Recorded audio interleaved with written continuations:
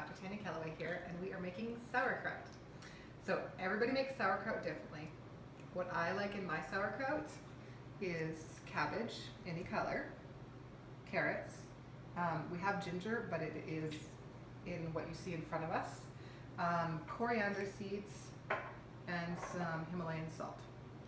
So you grate up your carrots in our little handy dandy grater here, and we cut up, you kind of shred almost your cabbage just in the cutting board. Then we put everything into this bowl. So that's cabbage and carrots. And then we add the coriander seeds and the salt. Now, if you look at some recipes, they actually, I personally think, put way too much salt in. I do it by taste, but I do everything by taste. So I have the amount of cabbage and the amount of carrots I want in there, and then I dump coriander seeds and I dump salt, and then I take my Vitamix stomper and I pound. And so what is happening when you're pounding is with the salt, you're getting the water out of the cabbage, and you want lots of water in your sauerkraut.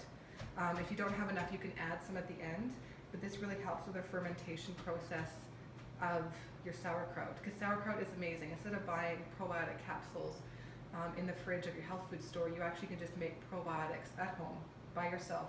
Really easy.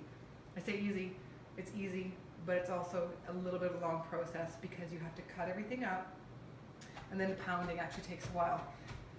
I typically take about 20 minutes to do the pounding, and then what you do is you take your jars, we'd wash them, and then I take the spoon. This is actually a perfect kind of spoon because it has a almost flat bottom. So you just scoop up your cabbage, put it in, and then as you fill up your jar, you squish down. And so can you see here all the juice in here? This is ideal. It's actually perfect. So I don't need to worry about putting any water in here because this is absolutely perfect. So what we do then is we have this leaf that we've taken off the cabbage. I'm going to take this, I'm going to push it down into the top of the jar. I can take probably half of another one and press that down.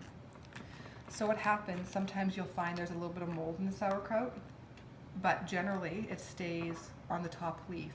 So you can take the top leaf off after, and then it's perfectly fine. But with the amount of fluid in here, really, this is probably one of the best sauerkrauts I've ever made. If you can see, I have a little war wound here as well. I grated some ginger up. Did I say ginger? I didn't say ginger. You put fresh ginger in this, but I thought my finger would be a good thing to grate as well. So then we have this all pushed down. I'm gonna put the lid on. I'm gonna put that in the cupboard, and that can stay in the cupboard. Everybody likes their sauerkraut differently. You read some sites, they say a week's fine. To me, a week is not fine. I like my sauerkraut sour. I actually love the taste of fermented foods. So I leave it at least a month. And after a month, I'll pull the leaf off the top, and then I'll test it to see if it's sour enough for me. And if it is, then that's it. So I love having sauerkraut in hand. I'll even do, because you can eat sauerkraut with some things, but sometimes I just like a bowl of sauerkraut for breakfast with some eggs, and if I have some nice sausage, then maybe I'll put some kefir in it. So that's my totally fermented breakfast recipe that I absolutely love. So yeah, I hope that was helpful when you try making sauerkraut at home.